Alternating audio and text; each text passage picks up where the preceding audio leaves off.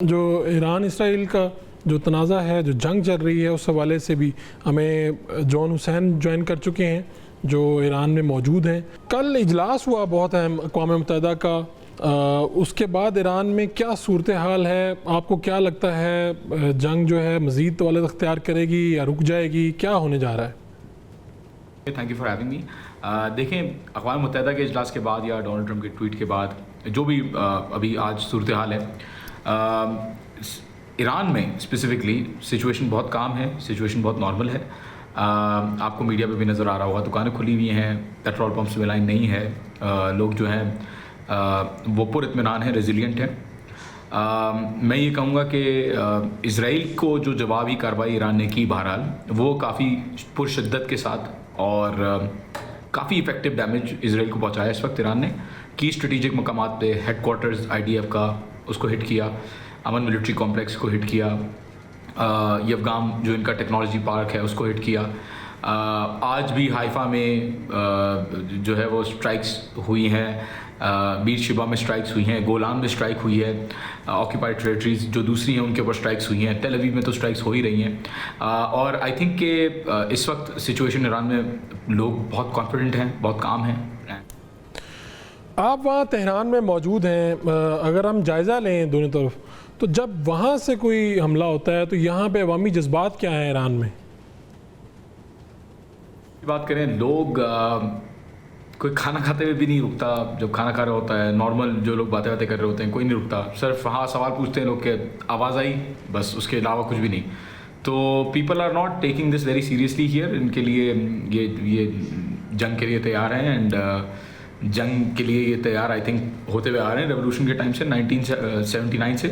तो ये काफ़ी आई थिंक जो है वो नॉर्मल रिस्पांस देते हैं एक्सप्लोजन्स की आवाज़ों का। However on the other hand Israel के अंदर इतनी सी जगह पे बार बार उनको बेचारों को बार बार शेल्टर्स की तरफ जाना पड़ता है, और इतनी सी तो वो ऑक्यूपाइड टेरिटरी है जो जिसके ऊपर कब्ज़ा किया हुआ है इज़राइल ने।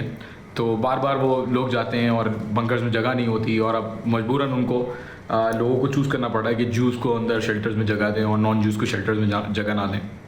तो सिचुएशन बहुत कम्प्लीटली मुख्तलिफ है ईरान और इज़राइल की। एंड ईरान आई वुड से is not affected by the strikes, या जो भी स्ट्राइक्स तो खैर नहीं होती, ज़्यादातर ड्रोन अटैक्स होते हैं क्वाडकॉप्टर्स के थ्रू अर्बन एरियाज़ में। तो आई वुडंट से कि यहाँ पे लोगों को कोई ख़ास इम्पैक्ट होता है। ईरान इसराइल जंग में अब दिफाई लिहाज से तो कौन मजबूत है ज़्यादा? यानी अगर मैं देखो अददी ताकत में तो शायद ईरान के पास फ़ौज ज़्यादा है, लेकिन आपकी नज़र में क्या है? ईरान की जो बहुत सारी कैपेबिलिटीज़ हैं वो हिडन है, ईरान नहीं दिखाता। एयर, नेवल और ग्राउंड तो खैर सामने, but air naval capabilities hidden है।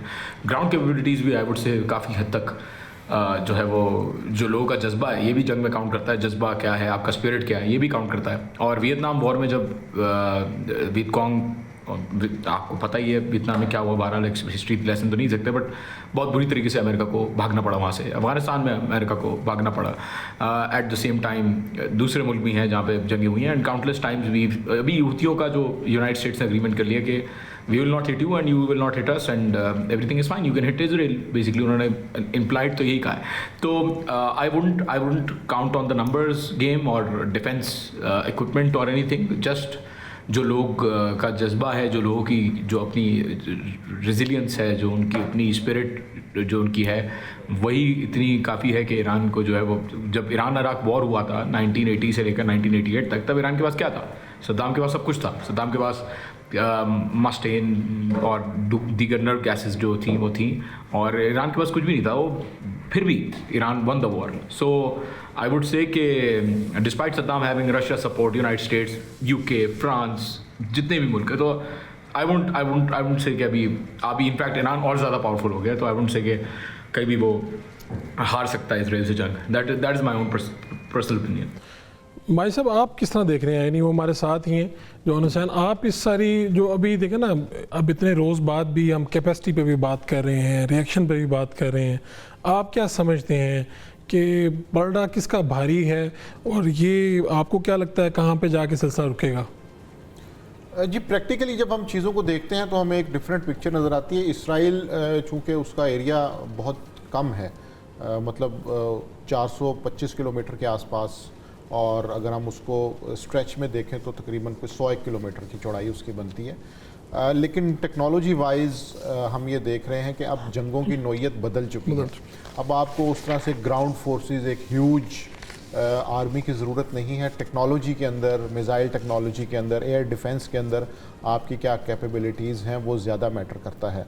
तो अगर जज्बा और ताकत के साथ साथ आपके पास एयर डिफेंस की सलाहियत मौजूद नहीं है तो फिर मेरा ख्याल है कि जंग की सूरत हाल तब तब्दील हो सकती है। सो इसलिए ईरान और इसराइल का एक जो बुनियादी फ़र्क है वो ये है कि जब भी ईरान से कुछ चीज़ फायर होती है तो उसको पहुंचने के लिए जो टाइम लगता है वो तकरीबन 20 से 25 मिनट है, जिसके अंदर तमाम सेंसर्स, तमाम रेडार्स, तमाम एयर डिफेंस के सिस्टम्स जो हैं वो अलर्ट हो जाते हैं। इसी तरह ईरान के पास जो मज़ीद मॉडर्न इक्विपमेंट है उसमें कुछ ऐसे मिज़ाइल्स भी हैं कि जो तकरीबन 450 सेकंड, तकरीबन 5 से 6 मिनट के अंदर भी वो इसराइल पहुँचे हैं। तो वहाँ पे बिल्कुल डेफिनेटली इसराइल के लिए एक थ्रेट मौजूद है और उनके जो सिस्टम्स हैं वो इनको इंटरसेप्ट नहीं कर पाए। तो अब देखना ये है कि जंग जैसे जैसे तूल पकड़ेगी, क्या ईरान के पास उतना ज़ख़ीरा मौजूद है कि जिसकी बुनियाद पे वो जंग लड़ सके। और इसराइल का तो इशू ये है कि उनके पास एक तो ज़ख़ीरा भी मौजूद है और इंटरनेशनल सपोर्ट भी मौजूद है प्रैक्टिकली। तो अब देखना ये कि ईरान जो है उसके पास इस हवाले से हमारे पास कोई स्पेसिफिक नंबर नहीं है। ये एक एम्बिग्विटी है जिसमें ईरान ये दावा करता है कि हाँ हम एक तवील मुद्दत जंग जो है वो लड़ लेंगे। तो अब देखना ये है कि क्या वाकई उनका जो एयर डिफेंस सिस्टम है या जो इस दावे का प्रैक्टिकल क्या वो किस तरह से है। बिल्कुल ठीक है। जॉन हुसैन साहब, मैं आपसे आखिरी सवाल पूछना चाह रहा हूँ कि ये जो मुलाकात भी हुई फील्ड मार्शल आसिम मुनीर साहब की अमेरिकी सदर ट्रंप से, उसके बाद उन्होंने कहा कि पाकिस्तान ईरान को अच्छी तरह जानता है, तो आपको क्या लगता है कि सारी सूरत हाल में पाकिस्तान क्या किरदार अदा कर सकता है, या पाकिस्तान की ही वजह से शायद ये जो डिले हुआ है, जो ईरान के ऊपर हमलावर होने की सोच रहा था अमेरिका, ये जो बात की जा रही थी, इसको किस तरह से देखेंगे आप? जी absolutely, Pakistan can play a very positive role in negotiations, कर सकता है अगर नेगोशिएशंस में बात आए तो। एंड ऑब्वियसली यूनाइटेड स्टेट्स तो खुश नहीं होगा सिचुएशन को देख के, but Pakistan can help Iran on multiple fronts. And Pakistan की तरफ से जो उम्मीद है ईरान में लोगों को, वो भी बहुत ज़्यादा है कि पाकिस्तान जो है वो खड़ा हुआ है ईरान के साथ। एटलीस्ट लोगों का ये परसेप्शन है। आई डोंट, गवर्नमेंट जो है वो ऐसी बात नहीं करती, बट लोग ये सोचते हैं कि हाँ यार ठीक है, पाकिस्तानी हमारे साथ हैं। दीगर ममालिक की भी बात होती है, but Pakistan is one of the closest countries I would से इन दिस होल वॉर, क्योंकि पाकिस्तान डायरेक्टली इसराइल के साथ भी उनके जो इसराइल की थ्रेट असेसमेंट है उसके अंदर पाकिस्तान भी फॉल करता है।